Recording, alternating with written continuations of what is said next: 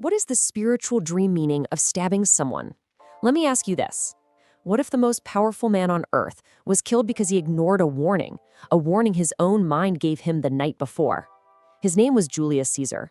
So on the night before the Ides of March, his wife, Calpurnia, she wakes up screaming. She dreamed of his body just torn apart, bleeding out in the rain. She begged him not to go to the Senate. And what did he do? He called it superstition, and he walked right out the door. And by noon, 23 blades had found him. But here's the kicker. This wasn't his enemies. Caesar was brought down by the men he called friend. Think about this. Brutus, the man he loved like a son. Cassius, the man he'd actually pardoned.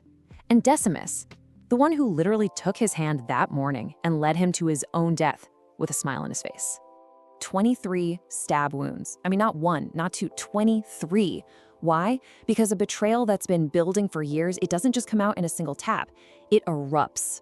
And in dream symbolism, that number, that repetition, it's the scream of a pattern that you have refused to address, and that is exactly what your dream is trying to tell you. So let's talk about you. You dreamed of stabbing someone. You woke up, right? Heart pounding, gasping for air, maybe even disgusted with yourself. Okay, listen to me. Here's the urgent truth. This dream does not mean you're a dangerous person. It means you are dangerously close to a breaking point you're refusing to see. So we have to start right here, right now. Who was the person in your dream? Really think about them. Picture their face. What have you been refusing to say to them when you're awake? What truth have you been swallowing for months, maybe even for years? And you know what? It might not even be a person. Maybe it's a situation, a relationship. Heck, it could even be a version of yourself that you've been tolerating for way too long. What in your life has passed its expiration date? And let's get real for a second. What has been bleeding inside of you, quietly, steadily, that you just haven't had the courage to face? Look, I know these aren't easy questions, but they are the only ones that matter right now. Because this is the absolute core of it. This is not a nightmare about murder. This is a dream about truth. The sheer violence of the image in your head, it's directly proportional to the intensity of what you're refusing to feel or do in your real life. Let's break down the symbolism. What does a blade do? It cuts, it separates, it decides. So, in the language of your sleeping mind, a stabbing is an act of severing. It is a final, decisive move against something that simply cannot coexist with your survival anymore. And look, no matter how you slice it, the message is the same. From a cognitive behavioral therapy angle, your mind is staging the intervention you won't give yourself. From a relational psychology perspective, that victim in your dream, they represent a dynamic that is screaming for transformation. And spiritually, well, it's a call to action, a call to finally use the blade of truth and courage. So this all brings us back to where we started, a tale of two choices. You've got Caesar, he had all the warnings. He didn't take a single one seriously. He walked into that room anyway. Then there's you. You have the warning. Right now, you get what it means. And now you face a choice. Whatever you do, don't be Caesar. Because the most important thing to get from all of this is that the dream is not the problem. The avoidance is the problem. What you're cutting in your dream, it has to be addressed in the light of day. Because if it's not, it's just gonna keep bleeding in the dark. So really, there's only one question left. It's the one this entire dream has been forcing you to look at. And it's this. What are you gonna cut in the light of day? Part 2. Last time, we dug into the why of these dreams. Now we are going deeper, because the how, and especially the who you stab in the dream, well, that changes everything. This is where the message gets personal, and it is urgent. Okay, let's just cut right to the heart of it. These dreams are not about wanting to commit violence. They are about speaking a truth. The imagery is shocking for a reason, because the situation is critical. Your psyche is using the only language loud enough to finally get your attention.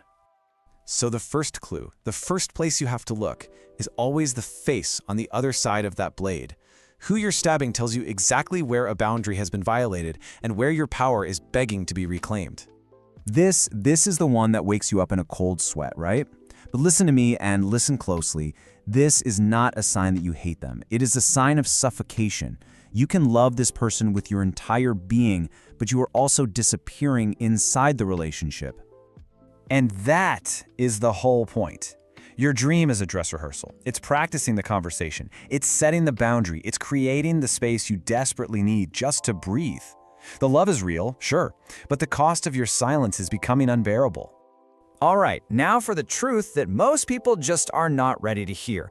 When you dream of stabbing a stranger, it is never about some random person. The real target is much, much closer to home. You are not attacking someone else. You are attacking the parts of yourself that you've been taught to be afraid of, the parts you've been told to push down. That stranger is your own power, your own ambition, your own wildness, and it's begging to be let back in, not stabbed into submission.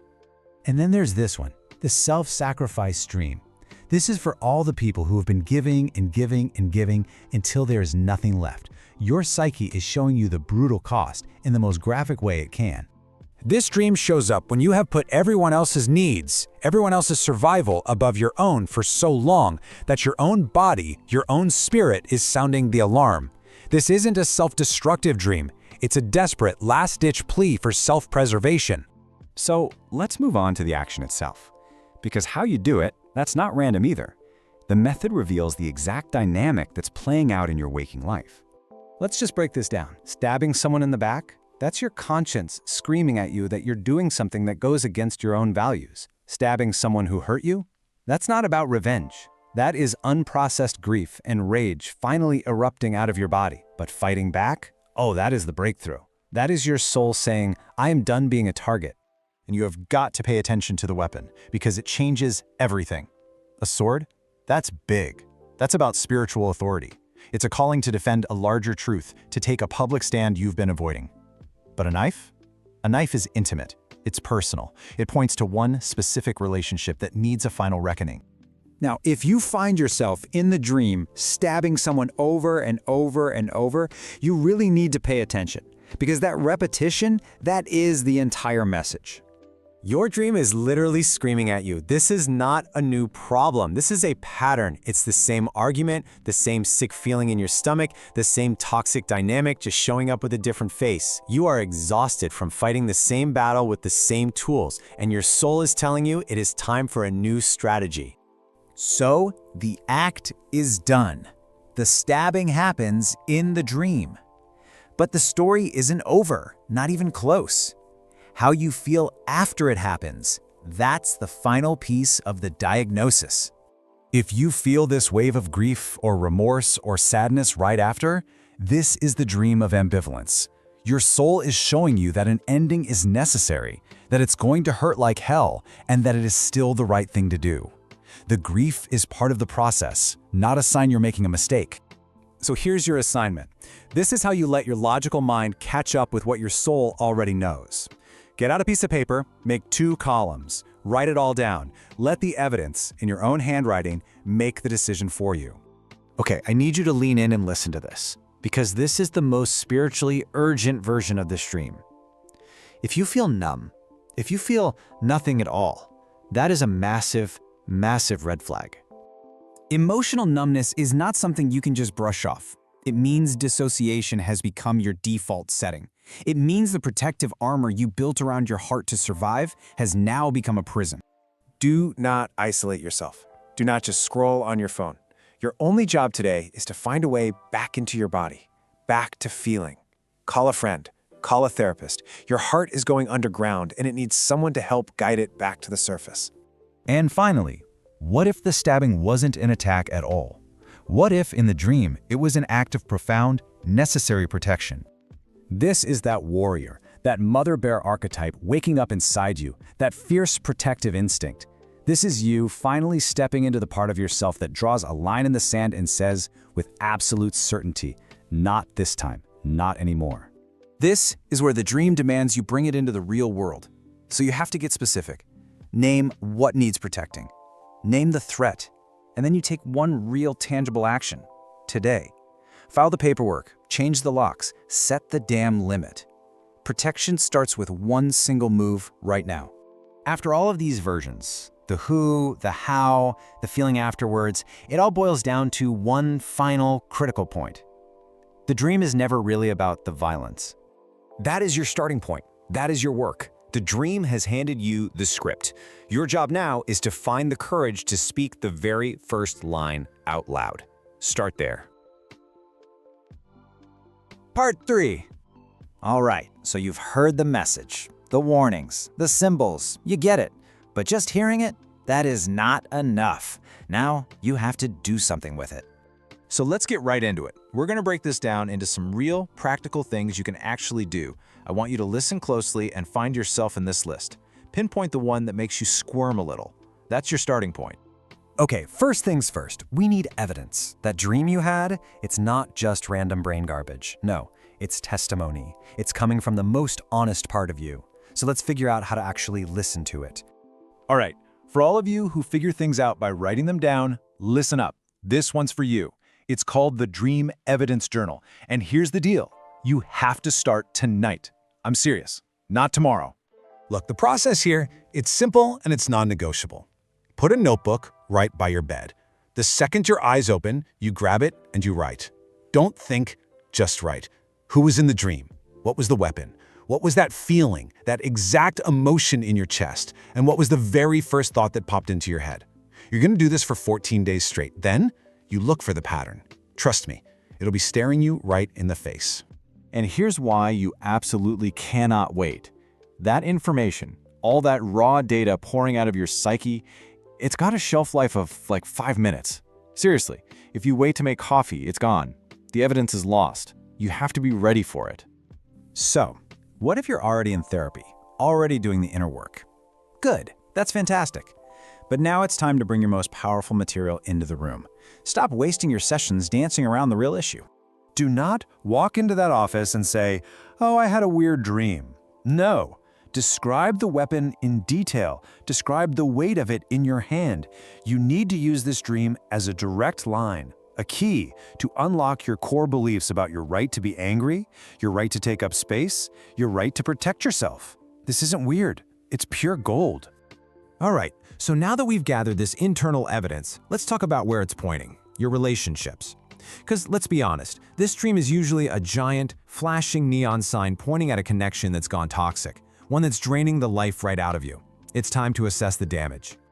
Okay, if a very specific person showed up in that dream, and deep down you know exactly why, you need to listen to this. We're talking about the unsent letter method. And let me be clear, this is a diagnostic tool. It is not a weapon. This is for your clarity, not for their punishment. So here's what you do. You're going to write it all down, by hand, no keyboard, and no filter. Say everything. Then you're going to read it out loud to an empty room. And I want you to notice where your voice breaks, where you have to literally stop and catch your breath. Those are the hot spots. Underline the 3 sentences that punch you in the gut. Those 3 lines? Yeah, that's the truth you've been avoiding. You want to know why this is so important? Because the things we can't say, they don't just vanish into thin air. No, they turn inward. They become that knot of anxiety in your stomach, that chronic pain in your back. They calcify inside of you. That dream is a pressure release valve screaming that you're about to blow. Now, for those of you on a more spiritual path, you already know this. Not all connections are physical. That blade in your dream, it's not just a symbol. It's a ritual tool. It's an invitation to cut some energetic ties. So what are energetic cords? Think of them like invisible Ethernet cables. They keep you plugged into people, to old situations, long after you physically walked away. And they just keep transmitting old emotional junk and draining your battery until you make a conscious decision to unplug. Your dream is the system alert telling you there's a live cord that needs to be cut. Okay, enough evidence, enough analyzing. We're done with that. This next part is for those of you who are ready for direct, decisive action.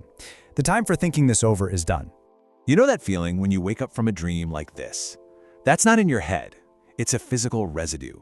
It's an electrical charge buzzing in your nervous system. And you can't think your way out of it. You have to move it out of your body. The absolute moment you wake up from this dream, you get out of bed. I mean it. Don't lie there and let it swirl around in your head. Put on some music with a heavy driving beat. And for just 3 to 5 minutes, shake. Shake your hands, your arms, your whole body. Let it be messy, let it be ugly. This is not a workout, it's an emotional discharge. You are completing the fight or flight response that got stuck in the dream.